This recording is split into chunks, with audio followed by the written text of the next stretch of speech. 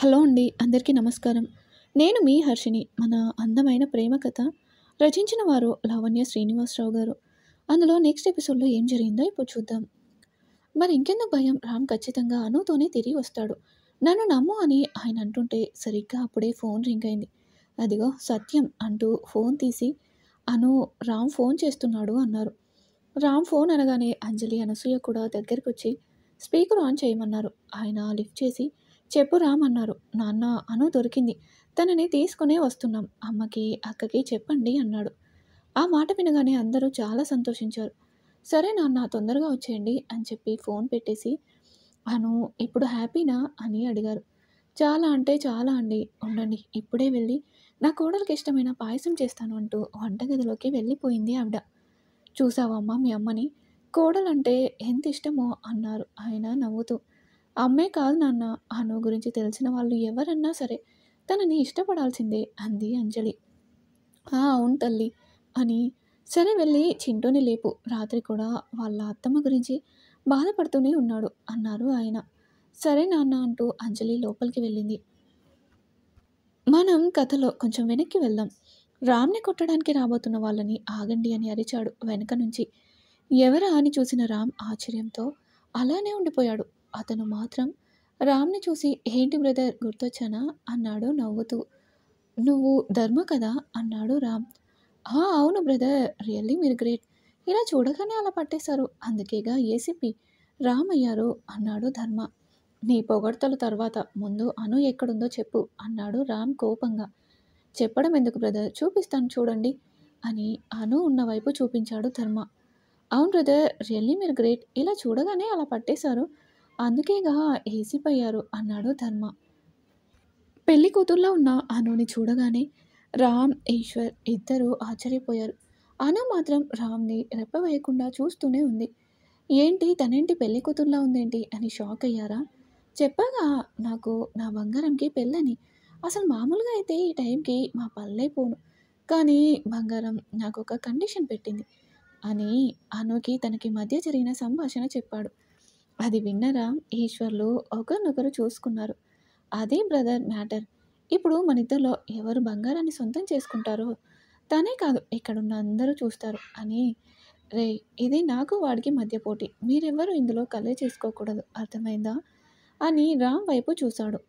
రామ్ కూడా సిద్ధమే అన్నట్టు చేయి చాపి ఒక్కసారిగా పరిగెత్తి వచ్చి ధర్మ గుండెల మీద తన్నాడు.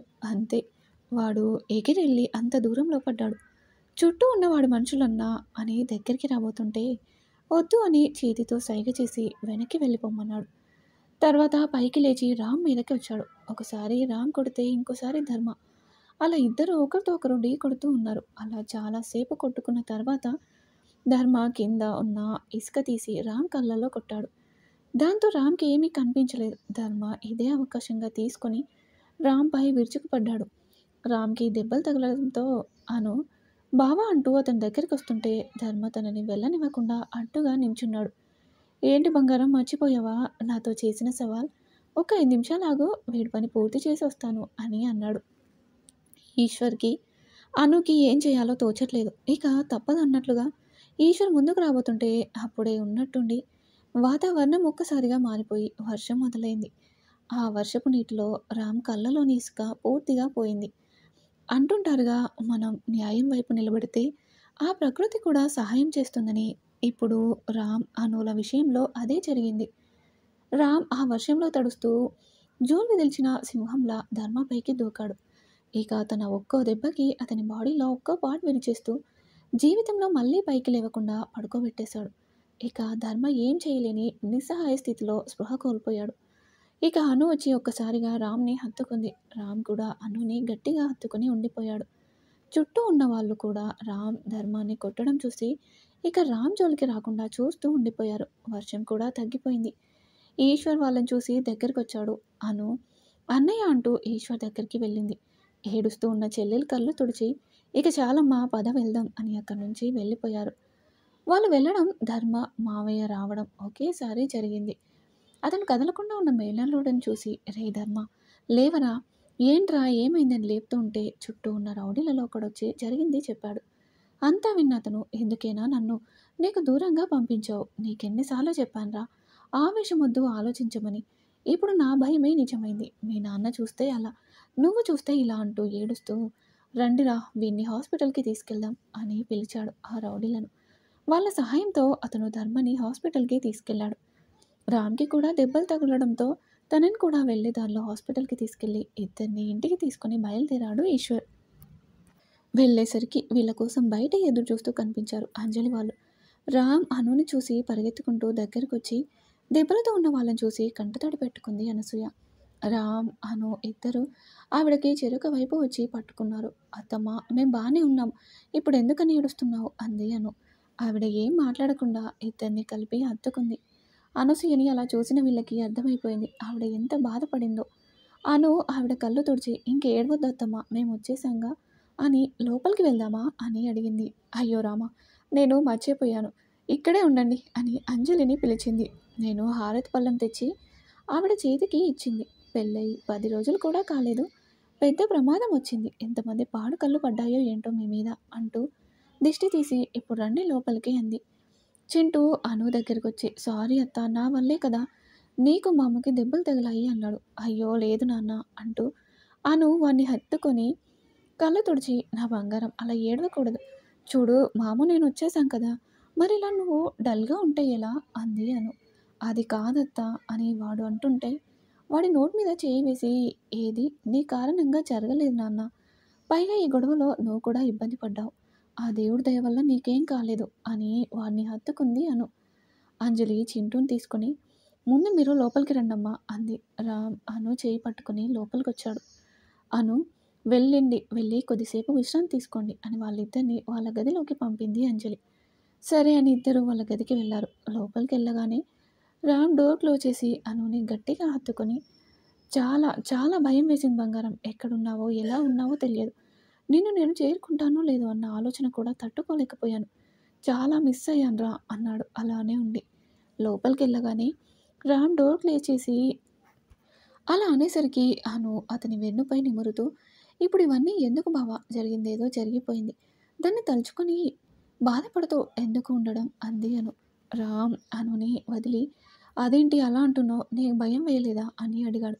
భయమా నాకా ఎందుకు అంది అను. వాళ్ళు నిన్నేమన్నా చేస్తారని అన్నాడు రామ్. వాడు పెడత మొఖంగాడు. వాడు నన్నేం చేస్తాడు? అయినా వాడు నీతో పోటీ పడి గెలుస్తాను అన్నాడు. లేదంటేనా నేనే వాడికి 4 తగిలించి వచ్చేదాన్ని అంది అను. రామ్ నవ్వుతూ చేతులు కట్టుకొని ఛా! అంటూ చూశాడు. అను కూడా నవ్వి మళ్ళీ అంతలోనే ఏడుస్తూ రామ్‌ని హత్తుకొని చాలా భయం వేసింది బావ. ఎన్నో అవాంతరాలు దాటి ఒక్కటయ్యాం. నీతో నా జీవితం చాలా అందంగా సాగిపోతుంది అనుకుంటే మధ్యలోనే అది ఎక్కడ ఆగిపోతుందో అని భయం వేసింది. వాళ్ళు నన్ను తీసుకెళ్తుంటే నిన్ను మళ్ళీ నేను చూడలేనా? ఇక ఈ జన్మకి మన బంధం ఇంతేనా అని భయం వేసింది. ఒకవేళ మన ఈ దూరం శాశ్వతమైతే నేను ఆ దేవుడిని ఒక్కటే కోరుకున్నా. నువ్వు లేని ఈ జీవితం నాకొద్దని. లేదు మనం మళ్ళీ కలుస్తామంటే నేను ఒక్కసారైనా చూపించమని. ఆ దేవుడే నా మొర విని నాకు ధైర్యం చెప్పినట్టు కార్‌ని నీ పక్క నుంచే తీసుకెళ్లారు. నిన్ను, చింటూని చూసి నా మనసు కుదుట పడింది. అప్పుడిక ఒక్కటే అనుకున్నా. నువ్వు నా కోసం వస్తావని, నన్ను తీసుకెళ్తావని. ఆ తర్వాత స్పృహ కోల్పోయాను. మళ్ళీ లేచి చూసేసరికి అంటూ ధర్మతో జరిగింది చెప్పింది. అవునా బంగారం నీకంత నమ్మకమా నా మీద అని అడిగాడు రామ్ ఆమె చెంపలపై చేయి వేసి. నాకన్నా ఎక్కువ. వాడు నువ్వు వస్తావని చెప్పగానే ఎంత సంతోషం అనిపించిందో తెలుసా? అలానే ఒక డౌట్ కూడా వచ్చింది. మీరు వచ్చేలాగా వాడు అనుకున్నది చేస్తే అందుకే వాడికి ఆ ఆలోచన రాకుండా రెచ్చగొట్టి వాడంతట వాడే నువ్వు వచ్చాకే నన్ను పెళ్లి చేసుకుంటానని చెప్పేలా చేశా అంది. అమ్మో! నా బంగారంకి ఎన్ని తెలివితేటలో అంత ప్రమాదంలో కూడా ఎలాంటి భయం లేకుండా నీ బుర్ర బానే పనిచేసింది అన్నాడు రామ్. మరెవరనుకున్నారు నన్ను ది గ్రేట్ ఏసీపీ రామ్ భార్యను. ఎవరైనా బెదిరిస్తే ఏడవటం, వాళ్ళు చెప్పింది చేయడం అవన్నీ ఇంతకుముందు. కానీ ఇప్పుడు కాదు అంది అను. ఓహ్! అవునా? ఇప్పుడెందుకంత ధైర్యం వచ్చింది? అన్నాడు రామ్ ఆమె 2 భుజాలపై చేతులు వేసి. ఎప్పుడైతే ఆయనలో నేను ఏకమయ్యానో అప్పటి నుంచి నాకే తెలియకుండా మారిపోయాను. బహుశా ఇదంతా మా ఆయన పవర్ అనుకుంటా అంది అను నవ్వుతూ. ఓహ్! నిజమా? అని అనుని దగ్గరికి లాక్కొని మరి ఇప్పుడొద్దా నీకా పవర్ అన్నాడు రామ్ కొంటెగా చూస్తూ. వద్దు అంది అను చేతులు అడ్డుపెట్టి. ఏ ఎందుకు అని అడిగాడు రామ్. ముందు మీరు కోలుకోవాలిగా అయినా డాక్టర్ చెప్పింది మర్చిపోయారా? మీకు ఫుల్ రెస్ట్ కావాలి అన్నారు. సో కొన్ని రోజులు ఇవన్నీ బంద్ అంది అను దూరంగా జరుగుతూ. ఆమెను దూరం కాకుండా మళ్ళీ దగ్గరికి లాక్కొని, ఏ పిచ్చి ముందు ఆవిడ చెప్పింది డ్యూటీకి వెళ్ళొద్దని, అంతేకాని ఇది కాదు అన్నాడు రామ్. అయినా సరే వద్దు అంటూ అతన్ని తప్పించుకొని పారిపోతుంటే వెనుక నుంచి పట్టుకొని కనీసం ఒక ముద్దైనా ఇవ్వవే ప్లీజ్ అన్నాడు రామ్.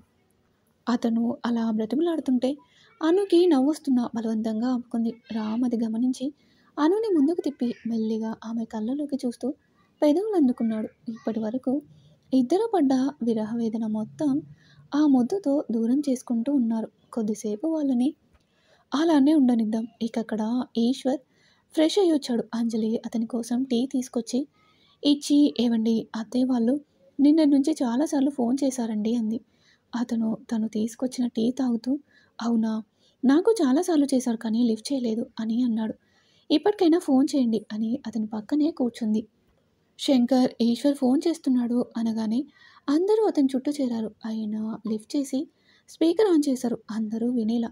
ఈశ్వర్ హలో అనగానే అందరూ ఒక్కసారిగా ప్రశ్నల వర్షం కురిపించారు. ఈశ్వర్ ఎవరికి సమాధానం చెప్పాలో తెలియక మౌనంగా ఉండిపోయాడు. ఏంటి నాన్న మాట్లాడవు అంది రాజేశ్వరి.